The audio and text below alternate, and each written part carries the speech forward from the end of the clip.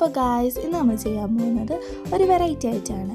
അപ്പോൾ പേരൊന്നും ഇട്ടിട്ടില്ല, ഞങ്ങളുടെ തന്നെ റേറ്റാണ്. അപ്പോൾ കുറച്ച് പുഴുങ്ങിയ പഴം എടുത്തിട്ട് ഒരു പാത്രത്തിലേക്ക് ഇട്ടതിന് ശേഷം ഒരു ജാറയിലേക്ക് പഞ്ചസാരയും ഏലക്കയും പിന്നെ വലിയ ജീരകവും കൂടി ഇട്ട് നല്ലപോലെ അടിച്ചെടുക്കാം. അതിന് ശേഷം എടുത്തു വെച്ചിരിക്കുന്ന പഴത്തിലേക്ക് കുറച്ച് തേങ്ങ കൂടെ ചിരകിയിട്ടതിന് ശേഷം പിന്നെ ആ പൊടിച്ച് വെച്ച പൊടിയും കൂടി ഇടാം.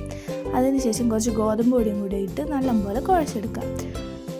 വെള്ളമൊന്നും ഒഴിക്കണ്ട, ആ ഇതിൽ തന്നെ വെള്ളം ഉണ്ടാവും. അപ്പോൾ കുഴച്ച് നല്ല പാകത്തിനാക്കി എടുക്കുക. അതിന് ശേഷം കുറച്ച് എണ്ണയും കൂടെ കയ്യിലാക്കി നല്ലപോലെ അതിൽ തേച്ച് പിടിപ്പിക്കുക.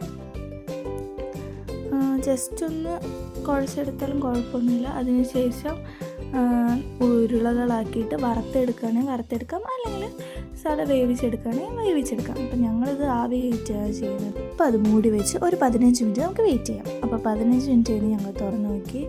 അപ്പോൾ അമ്മമ്മ അത് വെന്തോ ഇല്ലയോ എന്ന് നോക്കുകയാണ്.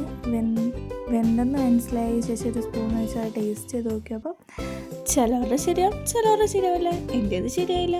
അപ്പോൾ ഓക്കെ, ബൈ, താങ്ക് യു.